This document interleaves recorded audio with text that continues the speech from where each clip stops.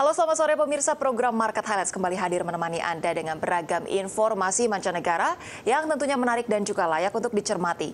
Bersama saya Rosalin Ciu, inilah program Market Highlights selengkapnya untuk Anda.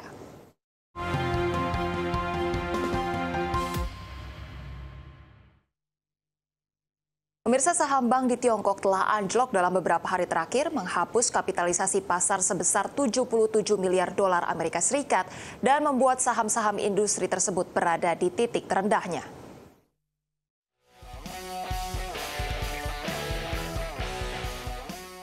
Investor di saham bank Tiongkok mendapatkan pengingat yang menyakitkan tentang siapa yang kemungkinan besar akan menanggung beban dari upaya pemerintah untuk menopang sektor real estate yang sedang dilanda krisis. Indeks saham Bloomberg Intelligence mencatatkan pemberi pinjaman Tiongkok telah anjlok 14% dari level tertinggi tahun ini pada Mei 2023 hingga penutupan pada perdagangan Senin. Hal ini menghapus kapitalisasi pasar sebesar 77 miliar dolar Amerika dan membuat saham-saham industri tersebut berada di titik terbawah dari valuasi terendah yang pernah ada. Adapun indeks telah berubah datar setelah mencatatkan kenaikan ringan pada perdagangan Selasa.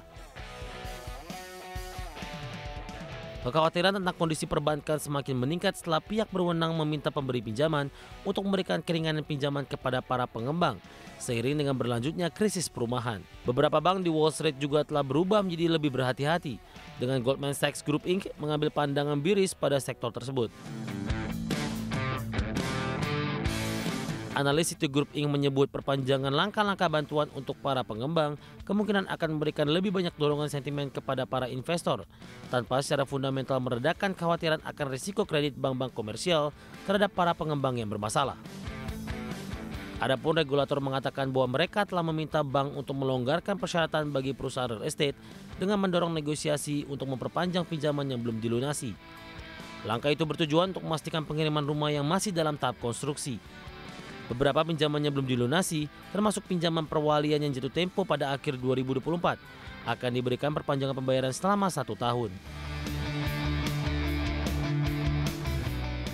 Menurut perkiraan analis China International Capital Corp, exposure risiko pemberi pinjaman Tiongkok terhadap properti mencapai sekitar 20 triliun yuan atau 2,8 triliun dolar Amerika pada akhir tahun lalu, termasuk pinjaman dan obligasi yang mencakup sekitar 5% dari total aset mereka.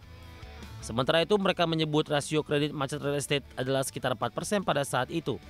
Sektor itu juga mencatatkan tumpukan utang sebesar 9 triliun dolar Amerika di antara pembiayaan pemerintah daerah Tiongkok, disebabkan pemulihan ekonomi yang tengah goyah. Berbagai sumber ADEX Channel.